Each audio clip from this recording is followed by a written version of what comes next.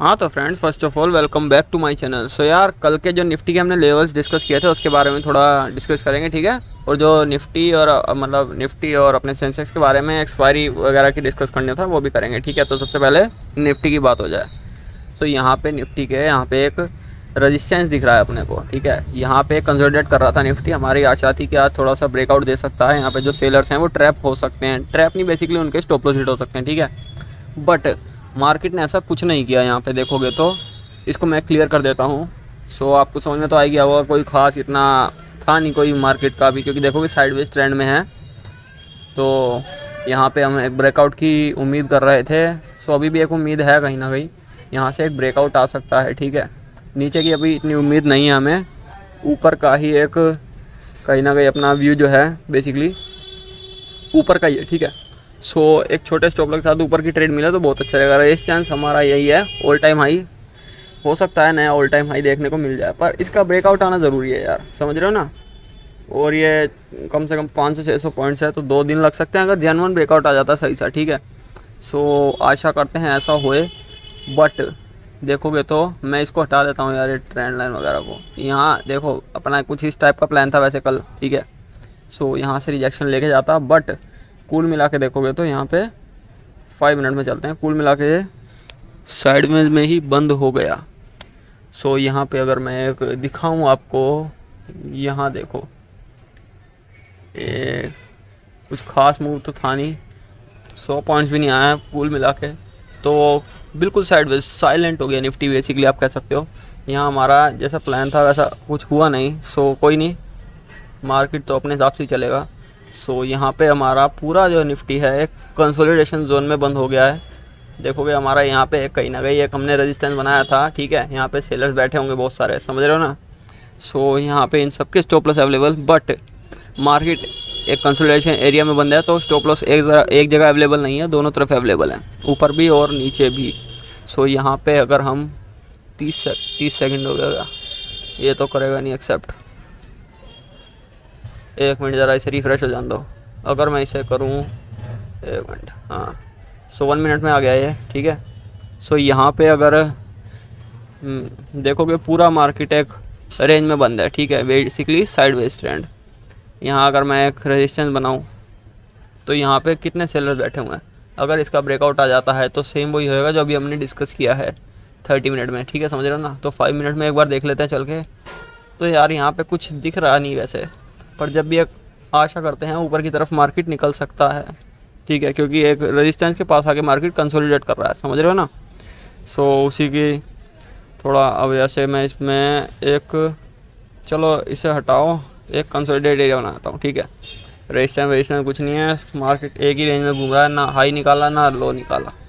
सो यहाँ पे एक साइड में जाए कम्प्लीटली, ठीक है।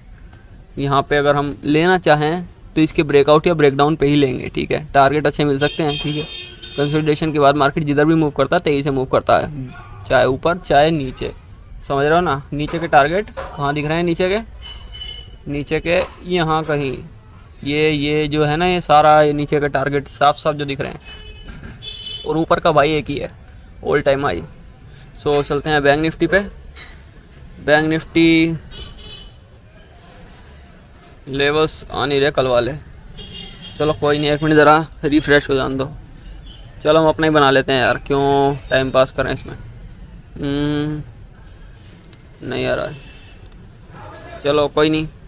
यहाँ पे हमने क्या डिस्कस किया था कल, जो अगर आपने कल की वीडियो देखी हो तो यहाँ पे बैंक निफ्टी में प्रॉपर डब्लू बनाया है। जस्ट सेकंड, 30 मिनट का टाइम फ्रेम, और कुछ दिख रहा है क्या, नहीं फ़िलहाल तो। और कुछ यहाँ पे एक डब्लू का ही ब्रेकआउट आता दिखा था, अच्छा ब्रेकआउट था। जस्ट सेकंड, यहाँ पे, ठीक है। यहाँ रेजिस्टेंस बैंक निफ्टी ने तोड़ा भी क्या है, एक रिजेक्शन ही लिया, तोड़ते के साथ ही एक रिजेक्शन ले लिया। 30 मिनट का टाइम फ्रेम है, इसे मैं यहाँ फिट करूँ, ठीक है। ब्रेकआउट देते ही कहीं ना कहीं बोलोगे तो 51,000 का लेवल रेजिस्टेंस, ठीक है। यहाँ ब्रेकआउट देते ही थोड़ा सा रिजेक्शन लिया था, फिर दोबारा आज जो देखो यहाँ पे डब्लू कंप्लीट हुआ था, समझ रहे हो ना। यहाँ कहीं मैं लगाऊँ अगर इसे, और यहाँ पे ब्रेकआउट के बाद ये जो अच्छा ब्रेकआउट आया था, इसके बाद क्या हुआ था, साइडवेज सा हो गया था बेसिकली, मतलब कहीं ना कहीं टाइम पास कर रहा है एक रेजिस्टेंस पे आके, सेम एज निफ्टी, ठीक है। सो यहाँ पे अगर एक ब्रेकआउट आता एक मिनट, अब रिफ्रेश हुआ है जाके। कोई नहीं, नेटवर्क इशू, नेट स्लो चल रहा है, वाईफाई बेसिकली, ठीक है। इसको थोड़ा हटा, देखो यहाँ रेजिस्टेंस था, इसे हटा देता हूँ, फिर समझेंगे थोड़ा खुल के।